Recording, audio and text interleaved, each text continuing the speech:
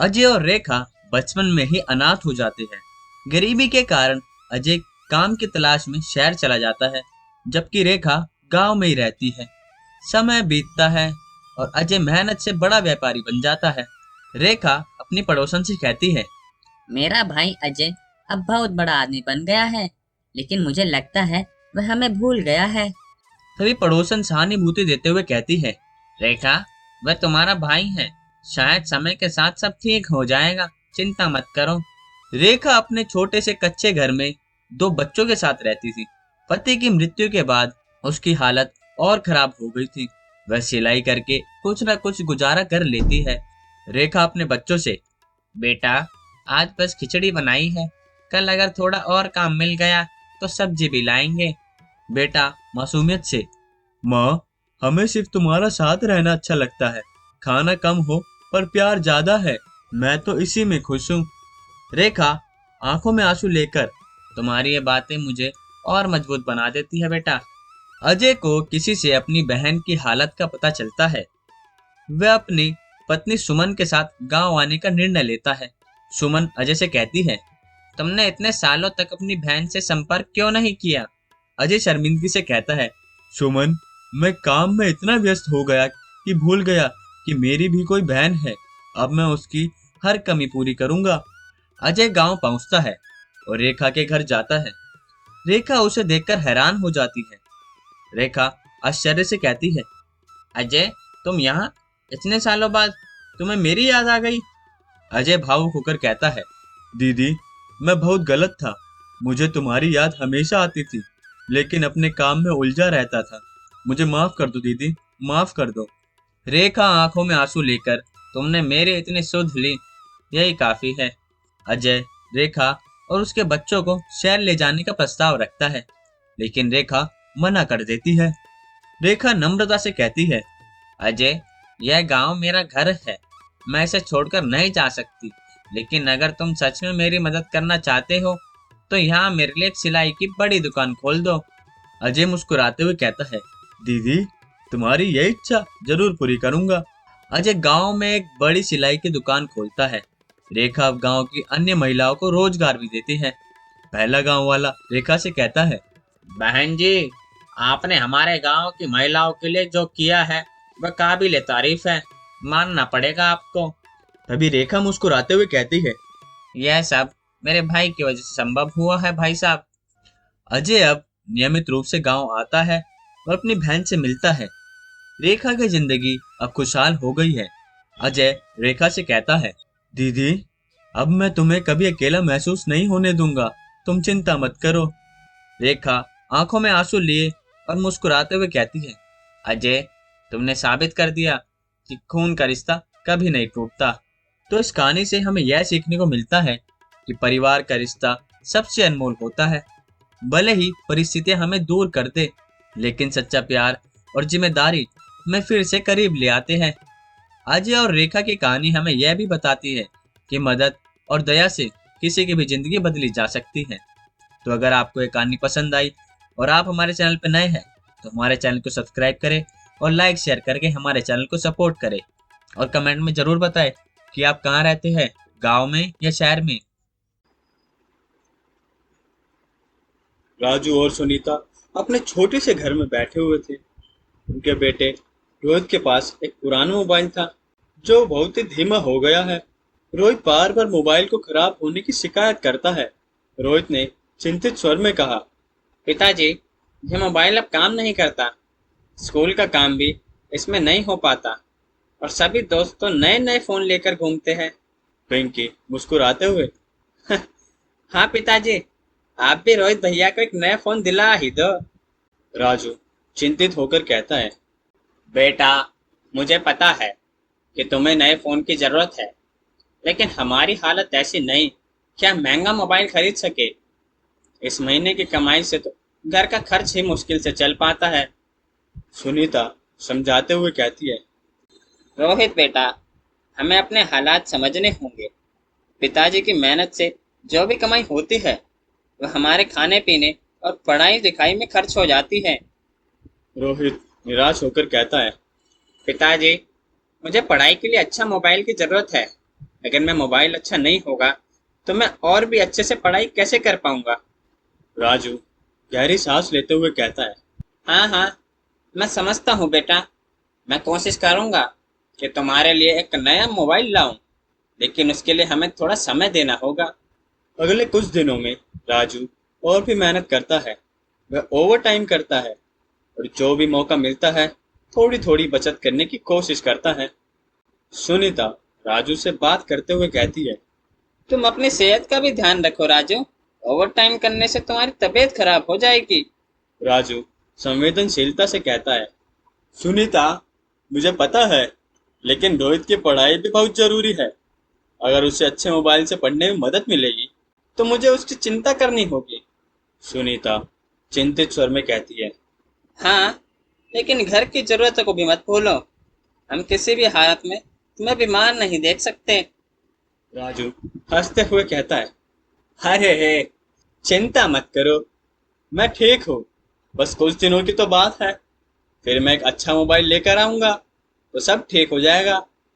कुछ हफ्तों बाद राजू ने थोड़ा थोड़ा करके पैसे जमा किए। वह मोबाइल खरीदने के लिए शहर की एक दुकान पर जाता है। शर्मा जी मुस्कुराते हुए कहते हैं। अरे राजू भाई, कैसे आना हुआ? आज तो दुकान पर देख रहे हैं। राजू मुस्कुराते हुए कहता है। हाँ हाँ शर्मा जी, मेरे बेटे रोहित के लिए एक मोबाइल लेना है, ऐसे जो पढ़ाई के लिए अच्छा हो लेकिन बहुत महंगा भी ना हो। शर्मा जी मोबाइल दिखाते हुए कहते हैं। देखिए राजू भाई, यह अच्छा मॉडल है। इसमें पढ़ाई के लिए सभी जरूरतें के फीचर्स है, लेकिन कीमत थोड़ी सी ज्यादा है। 15,000 के आसपास होगा। राजू सोचते हुए कहता है। कीमत थोड़ी ज्यादा है, लेकिन अगर रोहित की पढ़ाई में मदद मिलेगी तो यही सही रहेगा। एक काम करो, यह मोबाइल दे दो। शर्मा जी समझाते हुए कहते हैं। हाँ राजू भाई, यह मोबाइल लंबा चलेगा और इसमें पढ़ाई के साथ साथ दूसरी चीजें भी आराम से की जा सकती है। राजू थोड़ी चिंता के साथ। ठीक है, दे दीजिए शर्मा जी ये मोबाइल हमें।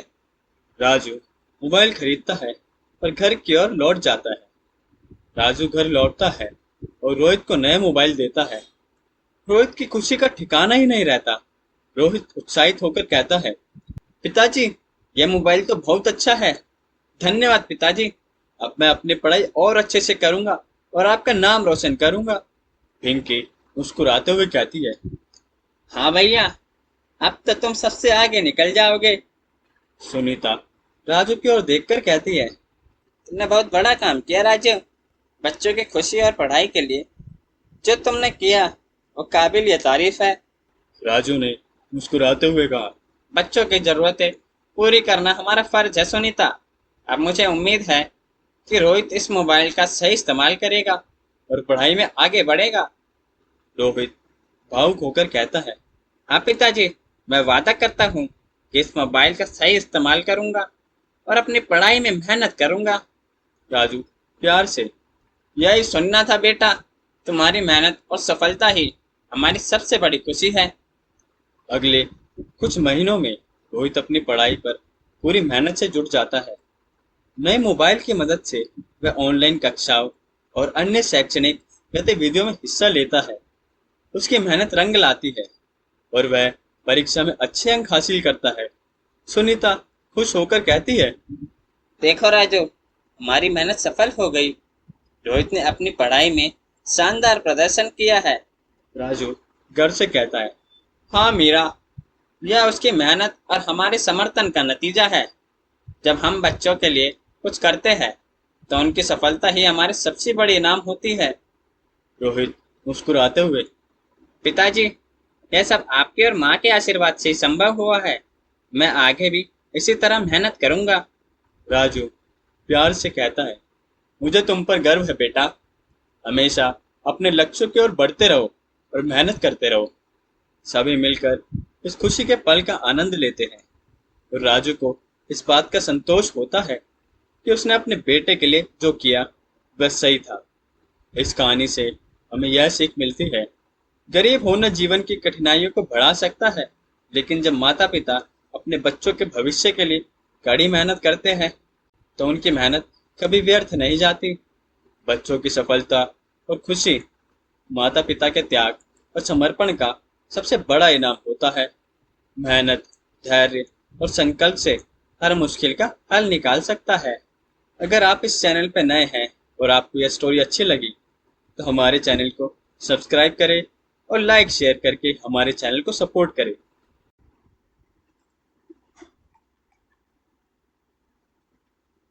कहानी की शुरुआत होती है श्यामू के छोटे से कच्चे घर से।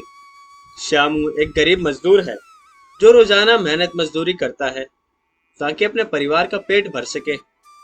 उनका घर मिट्टी और घास फूस से बना है जो बरसात के मौसम में टपकने लगता है।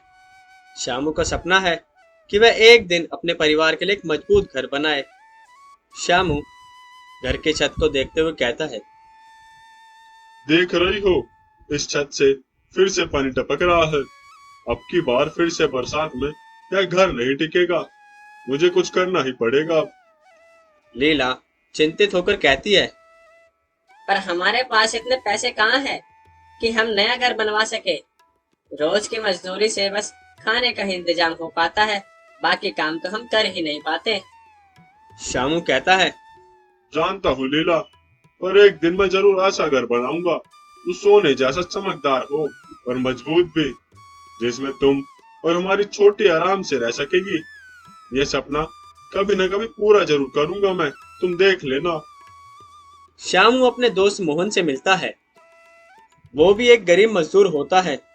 दोनों अपने अपने घर की समस्याओं पर बात कर रहे होते हैं। तभी मोहन मजाक से कहता है, अरे सामू, तुम्हारे सपने तो बहुत बड़े हैं। सोने का घर, वाह। हमारे जैसे गरीबों के लिए मिट्टी का घर भी काफी है। श्यामू हंसते हुए कहता है, हा हा हा, मैं जानता हूँ भाई, पर क्या बुराई है बड़े सपने देखने में। अगर हम सपने नहीं देखेंगे तो मेहनत करने का क्या फायदा। मोहन गंभीर होकर कहता है, बात तो सही है सामू तेरी, पर ये सपने पूरे करने के लिए भी पैसे चाहिए होते हैं। पता है ना तुझे, जो हमारे पास नहीं है। हा हा हा हा। श्यामू कहता है, पैसे भले ही ना हो, पर हिम्मत तो है। मेहनत से सब कुछ मुमकिन है मोहन। देखना, एक दिन मेरा सपना जरूर पूरा होगा।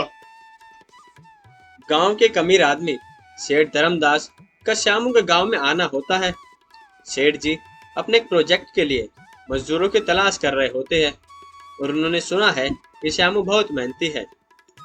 सेठ धर्मदास श्यामू से कहता है, मैंने सुना है तुम बहुत मेहनती हो सामू। मैं अपने खेतों में बड़ा गोदाम बनवा रहा हूँ और मुझे कुछ भरोसेमंद मजदूरों की जरूरत है। तुम काम करोगे के?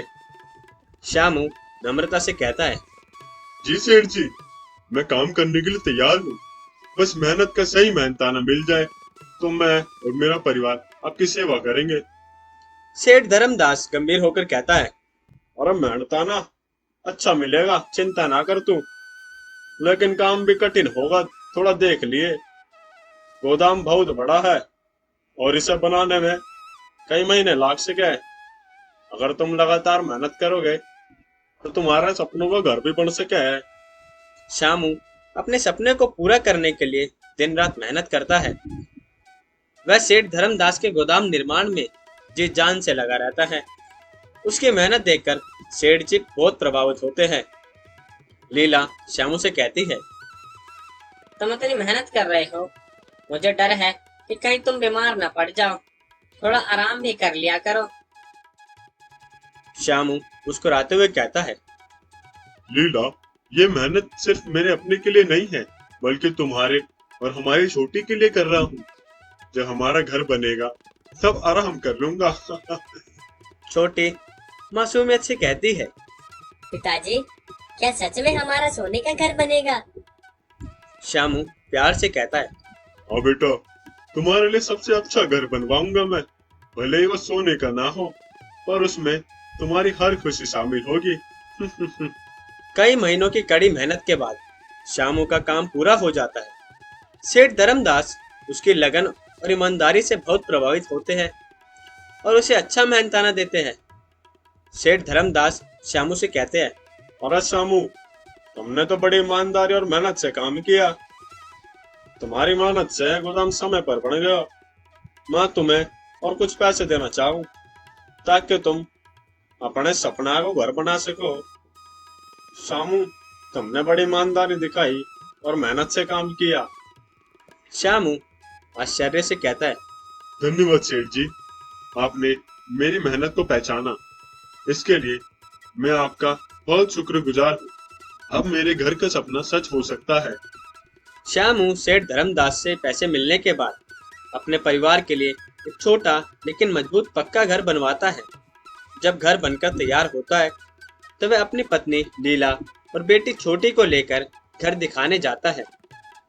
श्यामू घर से कहता है, देखो लीला, ये है हमारा नया घर। अब न बारिश का डर न सर्दी का। और छोटी, ये घर तुम्हारे लिए है। लीला खुशी से कहती है, यह घर हमारे लिए किसी सोने के घर से कम नहीं है। तुम्हारी मेहनत और ईमानदारी से हमारा सपना पूरा हुआ है। छोटी उत्साहित होकर कहती है, पिताजी, यह घर कितना सुंदर है। मैं इसमें बहुत खुश रहूंगी। श्यामू भावुक होकर कहता है, बेटा, यह घर भले ही सोने का ना हो, पर इसमें तुम्हारे पिताजी की मेहनत और माँ का प्यार शामिल है। यही तो असली सोना है। श्यामू का परिवार अपने नए घर में पहली रात बिताता है। घर छोटा है लेकिन उसमें शांति और सुरक्षा का एहसास होता है। लीला मुस्कुराते हुए कहती है, यह घर हमें सिर्फ एक छत ही नहीं बल्कि एक नई जिंदगी भी दे रहा है। अब हम चैन से सो सकते हैं बिना किसी चिंता के। श्यामू घर से कहता है, हाँ लीला, अब हमारे पास अपना घर है। मैंने तुम्हें वादा किया था कि एक दिन तुम्हारे लिए ऐसा घर बनाऊंगा जिसमें तुम सुकून से रह सको, और आज वो दिन आ ही गया। तो इस कहानी से हमें यह सीखने को मिलती है कि असली संपत्ति पैसों या सोने में नहीं बल्कि मेहनत, ईमानदारी और परिवार की खुशियों में होती है। श्यामू ने अपनी कड़ी मेहनत से अपने परिवार के लिए एक सुरक्षित और खुशहाल घर बनवाया जो उसके लिए सोने के घर से कम नहीं था। अगर आपको ये कहानी पसंद आई और आप हमारे चैनल पर नए हैं तो हमारे चैनल को सब्सक्राइब करें और लाइक शेयर करके हमारे चैनल को सपोर्ट करें। एक छोटे से गांव रामपुर में मोहन और गायत्री अपने छोटे से घर के अंदर बैठे हुए थे। बाहर बहुत जोरदार बारिश हो रही थी। उनका घर कच्चा है इसलिए छत से पानी टपक नहीं था। दीवारें भी सीलन से भीगी हुई थी। मोहन छत टपकते पानी को देखकर कहता है, गायत्री, ये बारिश हर साल हमारे लिए मुसीबत बन जाती है। इस कच्चे घर में रहना अब मुश्किल हो रहा है। गायत्री चिंतित स्वर में कहती है, हाँ मोहन, हर बार बारिश में यही हाल होता है। बच्चों को भी इसी हालत में सोना पड़ता है। पता नहीं कब इस मुसीबत से छुटकारा मिलेगा। छोटू और पिंकी भीगते हुए अंदर आते हैं। दोनों के कपड़े भीगे हुए हैं और वो ठंड से कांप रहे हैं। छोटू उदास होकर कहता है, माँ, स्कूल में आते वक्त हम पूरी तरह भीग गए। हमारे पास तो ढंग का छाता भी नहीं है। पिंकी ठंड से कांपते हुए बोलती है, हाँ माँ, और रास्ते में इतने बड़े बड़े गड्ढे हो गए हैं कि चलना मुश्किल हो गया है। मोहन ने सांस लेते हुए गायत्री से कहा, अरे गायत्री, हम कितनी भी कोशिश करें पर ये बारिश हर साल हमारी मेहनत पर पानी ही फेर देती है। मजदूरी भी बारिश के दिनों में कम हो जाती है। अरे घर की हालत भी दिन ब दिन बिगड़ती जा रही है। चारों ओर पानी फैला हुआ है और दीवारों से सीलन की बदबू भी आ रही है। छोटू बोला, पिताजी, क्या हमारे घर की छत ठीक नहीं हो सकती? हर बार में बारिश में ऐसे ही रहना पड़ता है।